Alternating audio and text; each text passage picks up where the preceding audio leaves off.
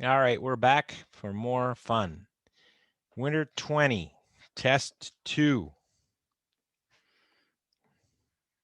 part 2. We're getting rid of some spectators. Might as well do them all while we're here.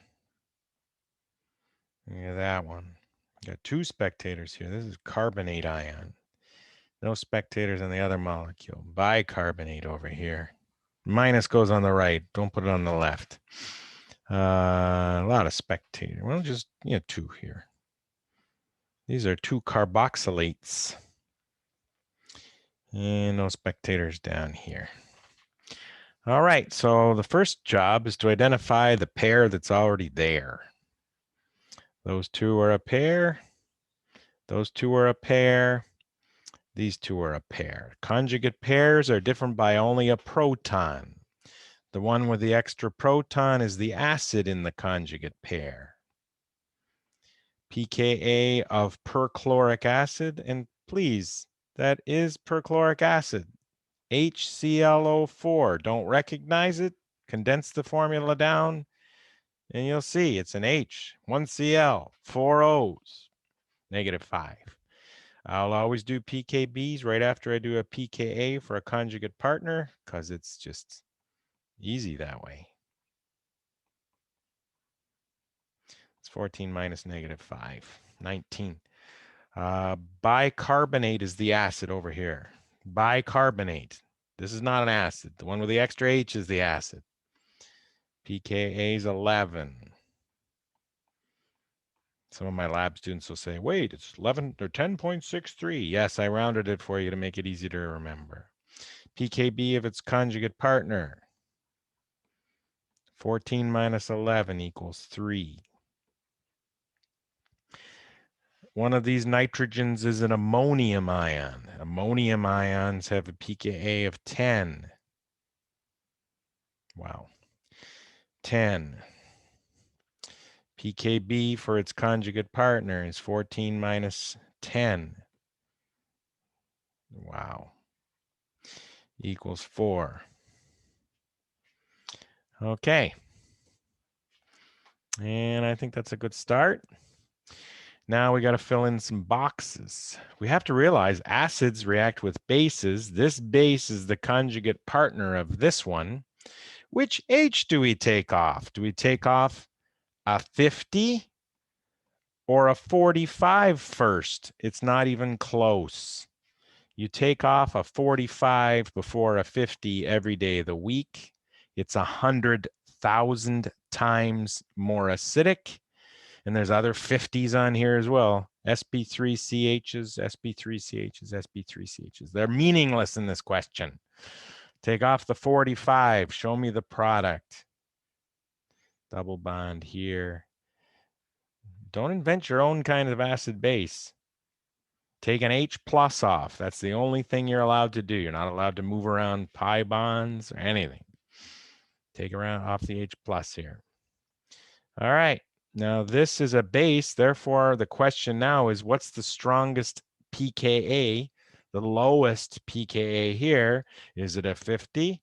I'm going to say no, that is not right. So just don't even do a 50. I'll write it down. You don't have to write it down. It's meaningless when you have the same molecule that's got a 17. Why is that a 17? Because it's an alcohol. Some of you see the CO2 and you start thinking pKa 5. You see this. It's only a 5 if that CO2 is followed immediately by an H. This is an ester. You don't have a number for an ester. You don't get one. You don't even you get one in the next course, but it's not even up there where the H is. So don't even worry about it. 17 is the lowest pKa. Copy the molecule. You know what makes me happy is if you convert it to stick figures, but you don't have to. Look at that. I took the H off, the CH2OH, and that's still CO2CH3, no change there. Propyl down here. The only change was the O became O minus because you took H plus off of it. And the pKb there, pKb 14 minus 17 equals -3. I forgot to do the pKb here. 14 minus 45 equals negative 31. Show your work in case you do. This math sometimes gets students without a calculator. But if you showed this, the worst you're going to do is lose a quarter point. If you just put the wrong answer here, you lose a half point. And let's see. Now the fun begins. We should have everything we need down here. We may need a little more information from part one, but on your test, that's not going to be a thing that's happening. So let's try to do it just from this that we have here.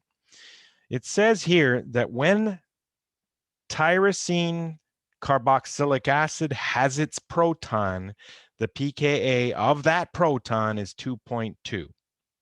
This says, it doesn't say it directly, but it says 3 H's are missing. Explain that to me. 3 H's missing.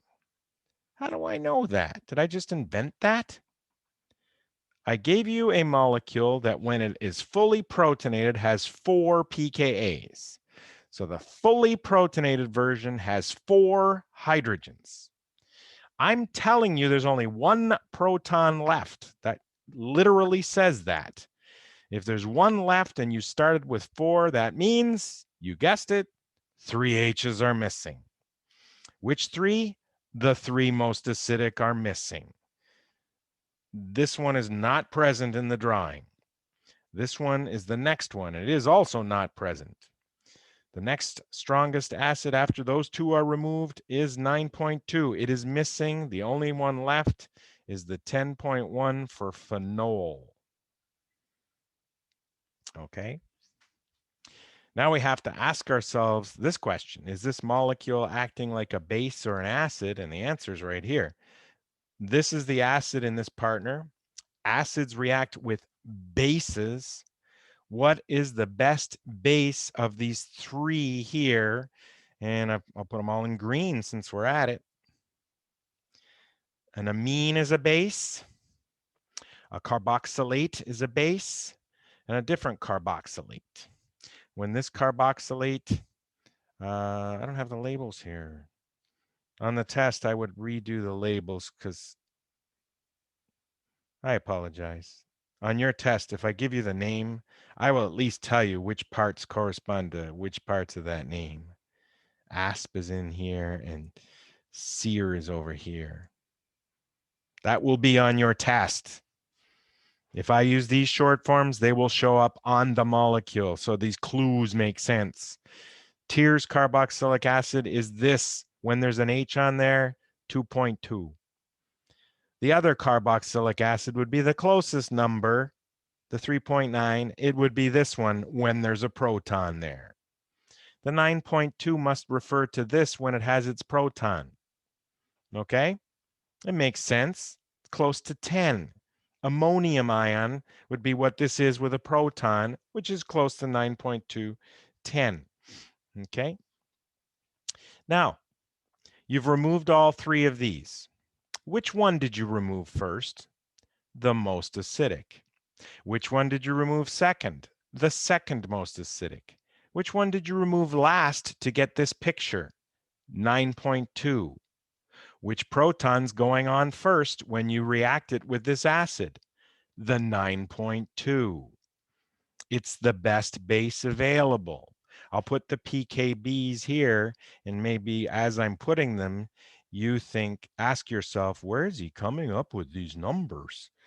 There's no magic. The pKb after the H is gone is 3.8. The pKb here is 10.1. The pKb here is 11.8. Which of those 3 pKb's is the most basic? This one. But it's basically what I said. If it was the last one to come off, it's going to be the first one to come on. So over here, I'm just going to say the pKa, when I finish drawing this, will be 9.2.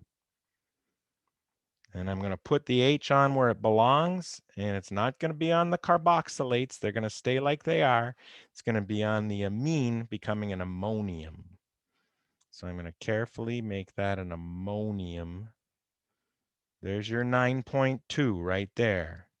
goes to a C, goes to a CH2OH, comes up to a carbonyl, to an NH, moves over to a C that has a CO2 minus here.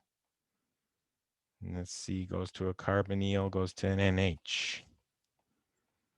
And that goes to, that's an H. Goes to a C, goes up to a CO2 minus. Yeah, you can condense it down to a CO2 minus. That's this thing up here. And then we're going down here. You're drawing a phenyl. Don't be lazy on your phenols. And that OH stays OH. We didn't take any H's off. We put an H on. There's your molecule. There's your 9.2. Right there. And pKb equals, well, you did the work here, but you should show your work here. 14 minus 9.2. There's your answer to the question where those numbers come from. This is the only pKb that counts. That and that pKa counts. And we didn't do any pKeqs yet. Let's do them. Let's do them in purple. Don't need a highlighter. Need a pen. pKeq for the first one. You take the pKa of the acid on the left side of the equation, -5. You subtract the pKa for the acid on the right side of the equation, 45. You get -50. KEQ is 10 to the exponent, the negative of that answer. 10 to the, I'm just going to go straight to 10 to the positive 50. That's supposed to be a 0. Okay. Make sure we separate these two so you know they're two separate things. Back to purple. It's always the same process, everybody. pKeq for the next one is pKa of the left acid, 17, minus pKa of the right acid, 11. 17 minus 11 equals +6. This time KEQ is 10 to the -6. That means this is the appropriate arrow to circle. Previous example, it was the right arrow. Always goes towards the more stable acid, 45, much more stable than -5. Here, 17 is more stable than 11. So equilibrium favors the more stable species. You can write that sentence down and use it for the rest of your life. Equilibrium of any variety always favors the more stable species. Next one down, pKeq. pKeq, left acid was 10 minus the right acid, 9.2. Doesn't really favor the left side, but it does by a little. 0.8. KEQ equals 10 to the -0.8. You don't have to work that out for me. I know you don't have calculators on the exam. Just leave it like that. Circle the arrow that points towards the bigger pKa. Why? Because it's a more stable molecule. The 10 is more stable than the 9.2. I just don't want this to be unclear. That was irrelevant in this problem. It was, this molecule 1 is not acting like an acid. It's acting like a base. So the only relevant thing is which of these is the best base. And that was the 3.8. And it's going to become the 9.2. And that is this segment in its entirety. And I think the next segment should be part 3 because that one took a little bit of time. So we're going to go winter 20, part 3 nomenclature when we get back. And I will see you at that time.